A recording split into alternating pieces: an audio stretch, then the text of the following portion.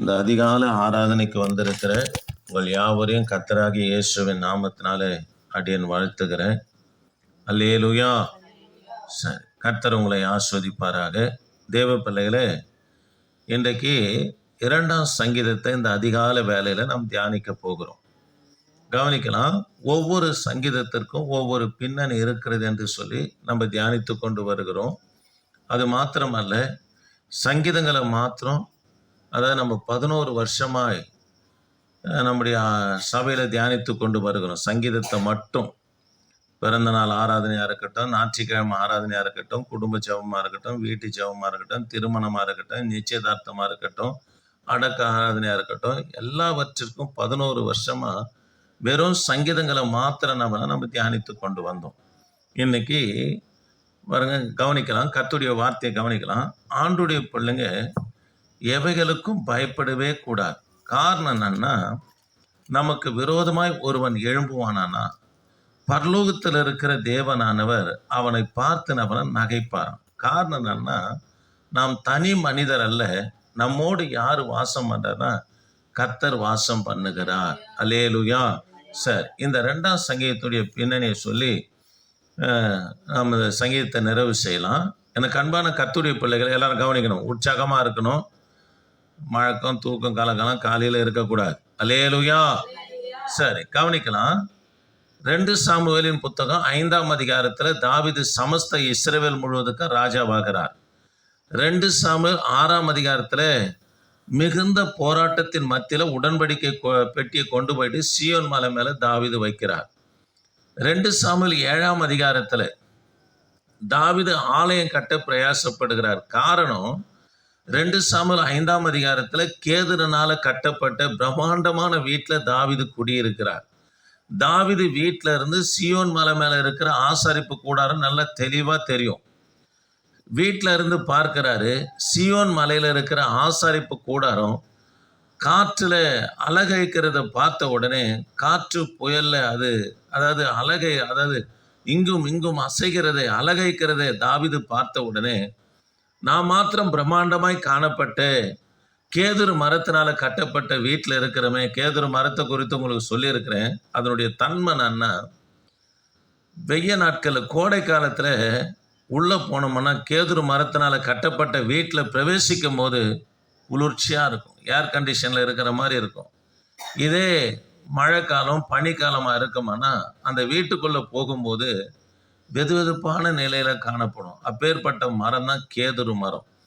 பிரம்மாண்டமான வீட்டில் நான் குடியிருக்கும் போது கர்த்தருடைய உடன்படிக்கை பெட்டி மாத்திரம் திரைகளின் நடுவே இருக்கிறது. அது காற்றிலையும் புயல்லையும் அசைகிறதே. தேவனுக்கென்று ஒரு ஆலயத்தை கட்ட வேண்டும் என்று தாவீது பிரயாசப்படுகிறார். நாத்தான் தீர்க்கதரிசி இடத்துல சொல்ல, நாத்தான் தீர்க்கதரிசி நிறைவேற்று என்று சொன்னாலும் கூட நாத்தான் தீர்க்கதரிசி இடத்துல கர்த்தர் பேசுறாரு, தாவீது தேவனுடைய ஆலயத்தை கட்டக்கூடாது என்று பேசுகிறார். காரணம், அநியாயமான ரத்தத்தை இவர் சிந்திருக்கிறார். தேவ பிள்ளைகள், ஒரு யுத்தம் மனுஷனா இருப்பாரானா ரத்தங்கள் சிந்தப்படணும்.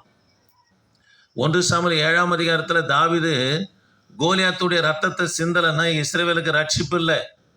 அப்போ யுத்த வீரனாய் காணப்படுவானா ரத்தம் சிந்ததான் செய்யும். ஆனா தாவீது சிந்தின ரத்தம் என்ன? அநியாயமான ரத்தம்.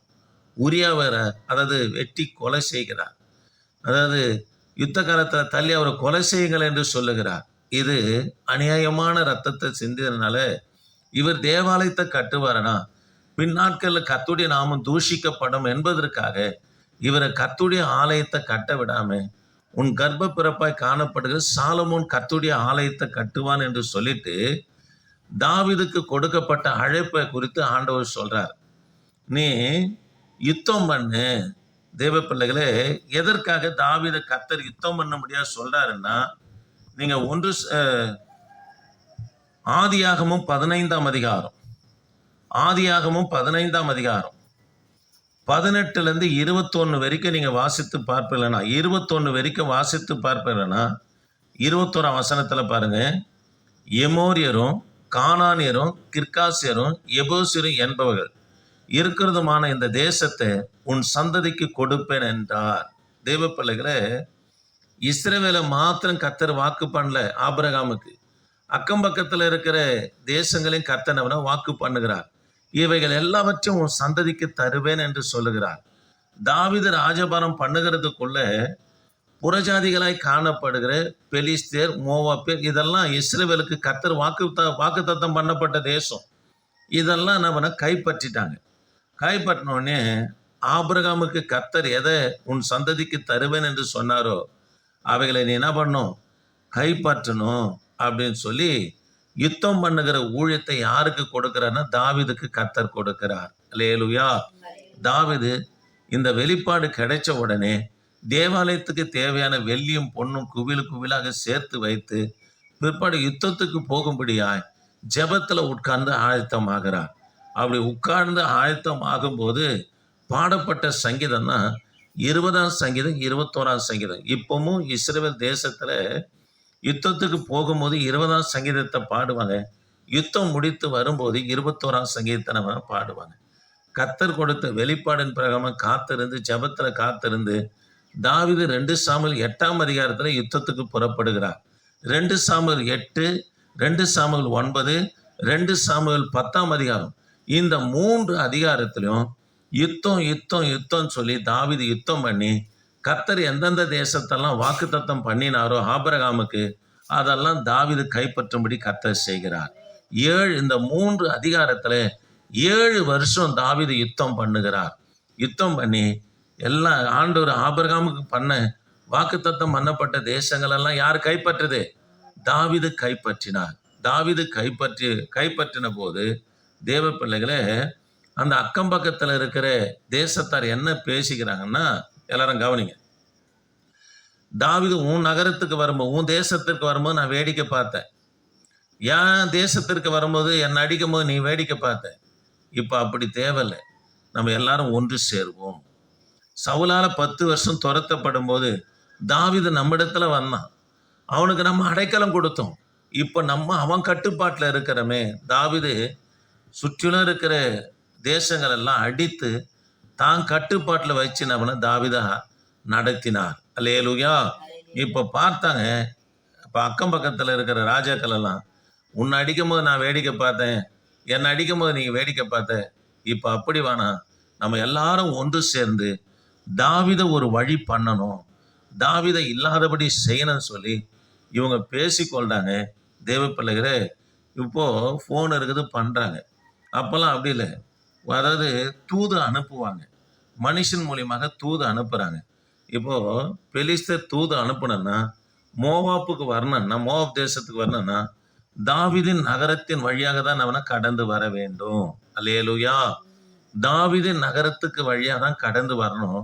அப்போ வரும்போது தாவீது நகரத்தை கடந்து போகும்போது தாவீது சில உளவுத்துறைகளை வைத்திருந்தாரு. உளவுத்துறை மூலமா தாவீது கேள்விப்படுகிறார்.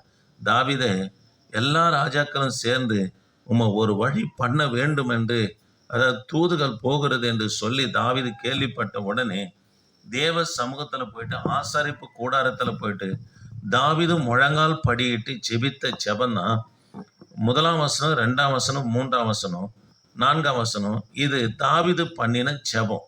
இது தாவீது தான் பண்ணினார் என்று சொல்லி அப்போஸ்தலர் நடபடிகள் புத்தகம் 4ஆம் அதிகாரத்துல சொல்லப்பட்டிருது. தாவீதின் வாக்கினாலே எடுத்து உரைத்தார் என்று சொல்லப்பட்டிருக்கிறத நம்ம பார்க்க முடியும். அல்லேலூயா. சரி, கவனிக்கலாம். இப்போ இந்த உளவுத்துறை மூலமாக தாவீது கேள்விப்பட்ட உடனே போயிட்டு தேவ சமூகத்துல முழங்கால் படியிடுகிறார். முழங்கால் படியிட்டு தாவீது பண்ண ஜெபம் தான் சங்கீதம், 2ஆம் சங்கீதம். கவனிக்கலாம். ஜாதிகள் கொந்தளித்து ஜனங்கள் விருதா காரியத்தை சிந்திப்பானே. ஜாதிகள் என்பது தேசங்கள் கொந்தளித்து. அருமையான கர்த்தருடைய பிள்ளைகளே, உங்களுக்கு விரோதமா யாரு கொந்தளித்தாலும், யாரு எழும்பினாலும், என்ன திட்டங்களை தீட்டினாலும் கர்த்தர் அதை ஒன்று இல்லாம விருதாவாக்கி போடுவார். ஆமென். அல்லேலூயா. இததான் சொல்றாரு, ஜாதிகள் கொந்தளித்து ஜனங்கள் விருதா காரியத்தை சிந்திப்பானே. கர்த்தருக்கு விரோதமாகவும் அவர் அபிஷேகம் பண்ணினவருக்கு விரோதமாகவும் பூமியின் ராஜாக்கள் எழும்பி நின்று அதிகாரிகள் ஏகமாய் ஆலோசனை பண்ணி. தேவ பிள்ளைகளை, அபிஷேகம் பண்ணப்பட்டு தேவ பிள்ளைகளுக்கு விரோதமாய் ஒருவன் எழும்புவானா அது யாருக்கு விரோதமாய் எழும்புகிறது என்று 2ஆம் வசனத்துல சொல்றாரு. கர்த்தருக்கு விரோதமாகவும், அல்லேலூயா, பூமியின் ராஜாக்கள் எழும்பி நின்று அதிகாரிகள் ஏகமாய் ஆலோசனை பண்றாங்க. ஒரு நாட்கள்ல தாவீது சவுலால துரத்தப்படும் போது நம்மிடத்துல வந்தாயா, இப்ப என்ன பண்றோம், அவன் கட்டுப்பாட்டுல இருக்கிறமே, ஏகமா ஆலோசனை பண்றாங்க. அதாவது அவசரமா துரிதமா பண்றாங்க. நம்ம ஒரு வழி என்ன பண்ணோம், தாவீத பண்ணணும் என்று சொல்றாங்க. ஆண்டு ஜெபம் பண்றாருங்க. அவர் தாவீதுடைய கட்டை அறுத்து அவன் கயிறுகளை நம்ம விட்டு எரிந்து போடுவோம் என்றார்கள். அப்போ பரலோகத்துல இருக்கிறவர் நகைப்பார், ஆண்டவர் அவர்கள் என்ன பண்ணுவாராம், இகழ்வார். அருமையான கர்த்தருடைய பிள்ளைகளே, 4ஆம் வசனத்திலிருந்து 12ஆம் வசனம் வரைக்கும் ஏச ஜெபக்குழு தாவீது பண்ணின இந்த 3 வசனங்கள் ஜெபத்தை வைத்து ஏச ஜெபக்குழு பாடலாக பாடுறாங்க. அந்த 4ஆம் வசனத்துல சொல்றாங்க, பரலோகத்துல வீற்றிருக்கிறவர் நகைப்பார், ஆண்டவர் அவர்கள் என்ன பண்ணா இகழ்வார் என்று சொல்லப்படுகிறது. தேவ பிள்ளைகளே, கர்த்தருடைய பிள்ளைகளுக்கு விரோதமாய், சபைக்கு விரோதமாய், அபிஷேகம் பெற்ற தேவ பிள்ளைகளுக்கு விரோதமாய் யாரு எழும்பினாலும் பரலோகத்துல இருக்கிற தேவன் நகைப்பாருங்க. ஏனென்று சொன்னா, அவன் நினைக்கிறான் இவங்களுக்கு யாரும் இல்லை, பரதேசி, இவங்க மேல கைப்பட்ட யாரு கேட்கறது என்று சொல்லி கவனிக்கலாம். ஏகமாய் ஆலோசனை பண்ணினாலும் பரலோகத்துல வீற்றிருக்கிற தேவன் அவனை நகைக்கிறார். காரணம் என்ன, ஆண்டவர் நம்ம கூட இருக்கிறார். அல்லேலூயா. ஆண்டவர் அவர்கள் என்ன பண்ணுவாராம், இகழ்வார். அப்போது அவர் தமது கோபத்தினால் அவர்களோடு பேசி தமது உக்கிரகத்தினால அவர்கள் என்ன பண்ணுவாராம், கலங்க பண்ணுவார். ஆமாங்க, கர்த்தர் துன்மார்க்கனுக்கு ஒரு எல்லையை வச்சிருக்கிறார். காரணம் என்னன்னா, அவனும் ரட்சிப்புக்குள்ள வரணுமே. அந்த ஆத்துமாவுக்காக கர்த்தர் ரத்தம் சிந்தி இருக்கிறாரு. ஒரு எல்லையை கர்த்தர் வைக்கிறார். அந்த எல்லையை மீறும் போது கர்த்தர் என்ன செய்யறாருன்னா, தமது உக்கிரகத்தினால் அவன் என்ன பண்ணுவானா, கலங்க பண்ணுவார். அல்லேலூயா, அல்லேலூயா. ஆக எனக்கு அன்பான கர்த்தருடைய பிள்ளைகளே, ஆண்டுடைய பிள்ளைகளுக்கு விரோதமாக யாரு எழும்பினாலும் பரலோகத்துல வீற்றிருக்கிற தேவன் அவங்கள பார்த்து நகைப்பாரு, அவர்களை கலங்க பண்ணுவாரு. அவங்க என்னதான் திட்டங்கள் தீட்டினாலும், மாந்திரிக செய்வன போன்ற காரியங்களை ஈடுபட்டாலும் அதை ஒன்றும் இல்லாம என் தேவனாகி கர்த்தர் விருதாவாக்கிடுவார். ஆமென். அதனால இந்த கால வேளையில ஜெபத்திற்கு வந்திருக்கிறேன். உங்களுக்கு விரோதமாய் என்ன காரியம் இருந்தாலும் கர்த்தர் அதனவனா விருதாவாக்கி போடுகிற தேவனாக இருக்கிறார். ஆமென். அல்லேலூயா, அல்லேலூயா.